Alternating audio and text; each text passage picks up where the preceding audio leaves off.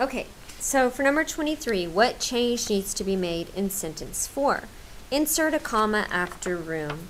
Their new home had plenty of room, comma, and a large fenced backyard, but they couldn't agree on what kind of dog you should adopt. Do I need a comma here? The answer is no, because there's not an IC right after this and, okay? So this is IC, comma, fanboys, IC is what I should have used to check, but there's no IC after that and. Remember, my fanboys are for, and, nor, but, or, yet, and so. So I do not need a comma there. Delete the but. If I delete the but, then I've left myself with their new home had plenty of room in a large backyard, comma, they. No, I cannot have, comma, they, comma, these, comma, those. I need to be careful for non-sentences with these in the middle of a sentence. Okay, change you to they. Well, let's look. Their new home had plenty of room and a large fenced backyard, but they couldn't agree on what kind of dog you should adopt. This is talking about the Bennett family. Are you part of the Bennett family? No, you are not.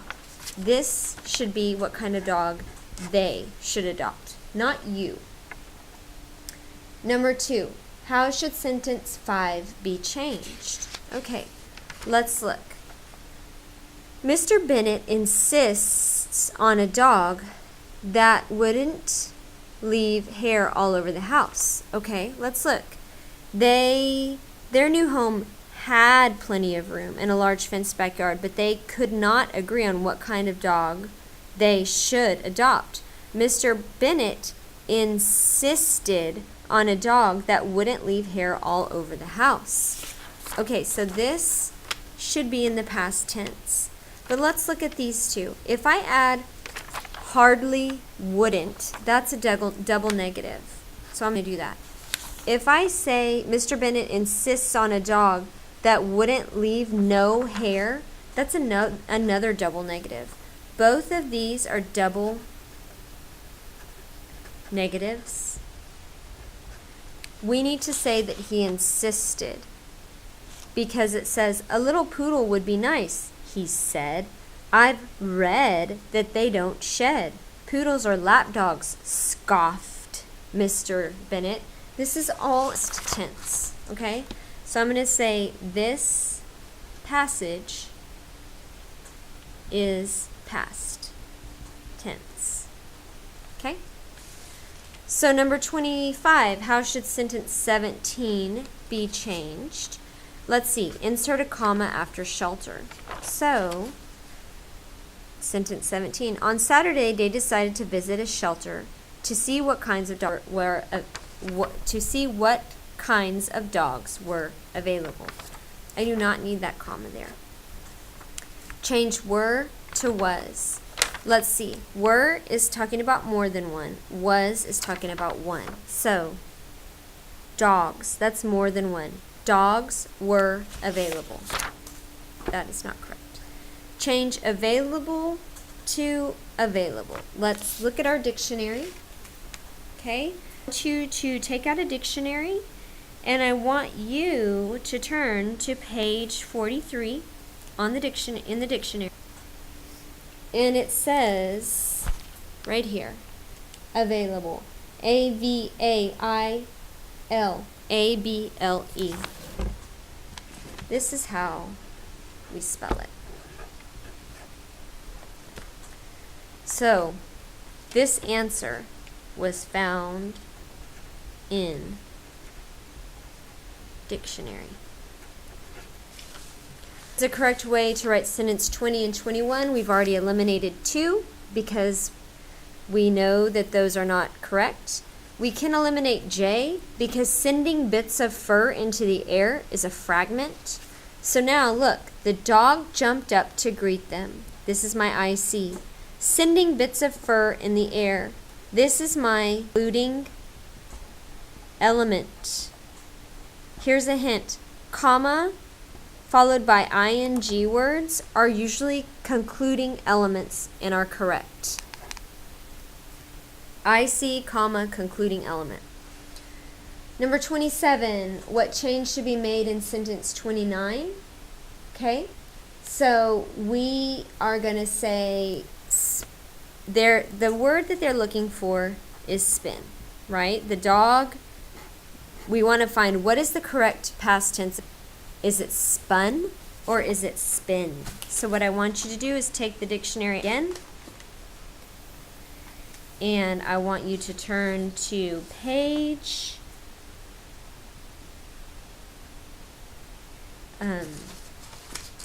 617.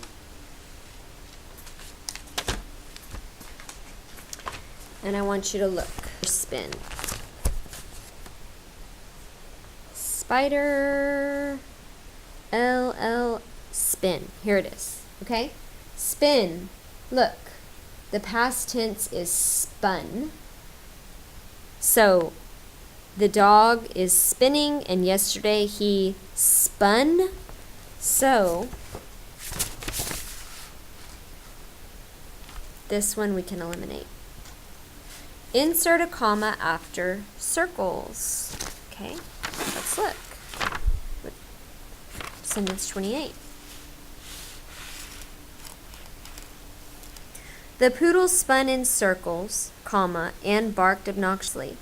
After and, this is not an IC, so I do not need that comma there. Look, do you see how important it is that you understand this pattern? How many have we had that try to ask you to put a comma before a fanboy? If there's not an IC after that fanboy, you do not put a comma there. Okay, change obnoxiously to obnoxiously. This is spelling. We can look it up in the dictionary, and we know that this is the correct way to spell obnoxiously. Now, delete the quotation marks. I want to show you what I've done. Every time I see a quotation mark, I say there's the first one, there's the second one, check. There's the first one, there's the second one, check. I keep going. There's the first one. Look, it doesn't come till 12, but there it is, check. There's the opening quotation mark.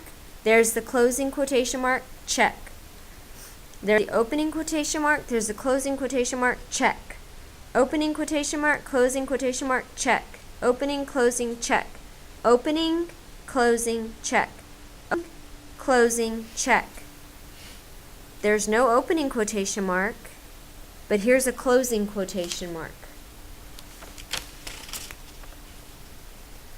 So I've had, here's an opening quotation mark, here's a closing quotation mark, check. And then I start a new sentence, and there's no opening quotation mark, but there's a closing quotation mark. There's something wrong. The poodle spun in circles and barked obnoxiously is not coming out of someone's mouth. So I have this lonely quotation mark here. Okay?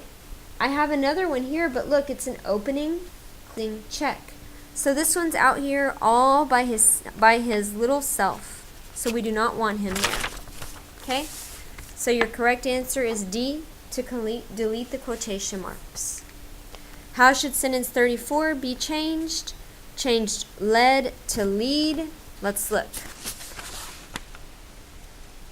She led the family to a more quieter section of the kennel and stopped. Led, stopped in front of the last cage. This needs to remain in past tense. Okay?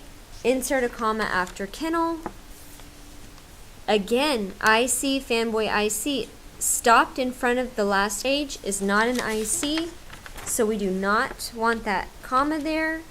And we're left with these two, and we know we don't use more and ER. We choose one or the other. We choose we choose quieter. More quiet or quieter. Okay. So there we go. Now, resting on a blanket was a medium-sized dog. We already took that one off. Resting on a blanket, a medium-sized dog. What did the medium-sized dog? What did the medium-sized dog do? We don't know. That's not a complete sentence. And you know what? I forgot that we should have highlighted where these end. So we know that they all start the same here. Okay, resting on a blanket, a medium dog with curly white hair and floppy ears. What? We still don't know what this dog did. Resting on a blanket was a medium-sized dog with curly white hair and floppy ears. This one tells us it has a verb. It just was there, okay?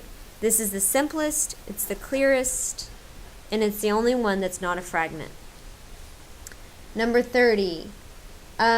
What change, if any, needs to be made to sentence 44? Change delicately to delicately. So again, I want you to open your dictionary to page, this time, 167.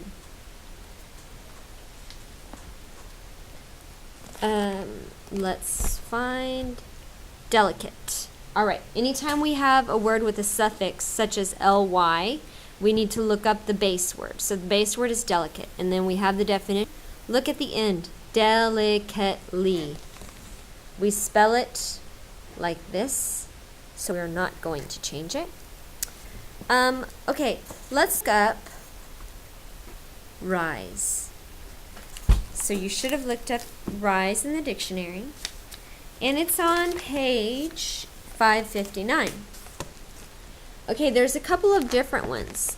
So if you look here, this one is talking about like a rise, like a cliff. That's not the correct word that we're looking for. The one we're looking for is here. It's to get up from sitting, okay?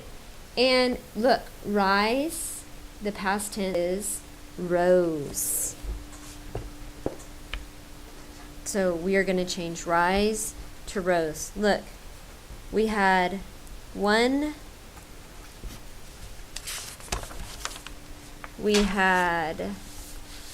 two that we found the answer in the dictionary, and then we had this one that we could eliminate answers, 2 answers from the dictionary. The dictionary is your very good friend on this test, okay? Now you know how important it is to use a dictionary, and you know how important it is that you understand this pattern. I see, comma, fanboys. I see, period. Only use a comma if there is another I see after the fanboy. So we're looking for a complete sentence.